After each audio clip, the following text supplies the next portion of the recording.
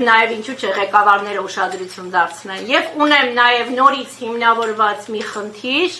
2020 թվականին 20 հոգով զինված մեր բակում դաժանաբար սպանեցին իմ որդուն, իմ զավակին։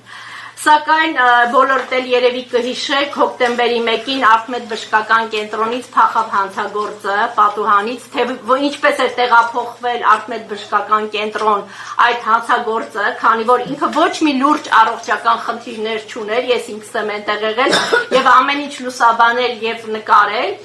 սակայն հոկտեմբերի 1-ից հետո մինչև այժմ արդեն 1 տարուց ավել է անցել, հանցագործի մասին մենք չունենք ստույգ տեղեկություն։ Որոշ լրատվամիջոցներ գրեցին, որ արդեն հանցագործը կալանավորվել է Վրաստանում, բայց ինչպես հատեց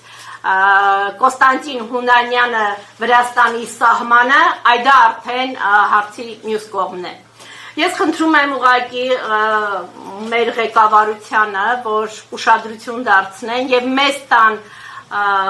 անձամբ ինձ թե պետք տան պատասխան, թե ինչպես հատեց Կոստանտին Հունանյանը Վրաստանի սահմանը եւ հասավ Վրաստան։ Եվ ուր է գտնվում այս պահին Կոստանտին Հունանյանը, որտեղ իմ տեղեկություններով 1 ամիս ու կես առաջ եղել է ձերբակալված, սակայն Հայաստանի անվան տակ, որ տեղափոխում են Հայաստան, Կոստանտին Հունանյանը կորել է։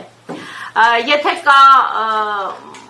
չգիտեմ, ստույգ տեղեկություն, ապա խնդրում եմ, թեկուզ լրատվամիջոցներին, սա այն հարցն է, որ պետք է ճշտել, թե որտեղ է գտնվում Կոստանտին Հունանյանը այս պահի դրությամբ, քանի որ բոլորդ գիտեք այդ դեպքի մասին, որ 1 տարուց արդեն 1 տարի եւ ավել Կոստանտին Հունանյանը փախավ Արթմեդ բժշկական կենտրոնից եւ մինչեւ այսօր մենք չունենք այդ հարցի պատասխանը, նաեւ լրատվամիջոցները չունեն։ Արդյոք ձեզ չի հետաքրքրել, թե հանցագործը ոնց դուրս եկավ երկրից, ով էր կանգնած այս ամենի հետևում։ Եվ մնացածը, որոնք որ 5-6 հոգին այս պահի դրությամբ ձերբակալված են,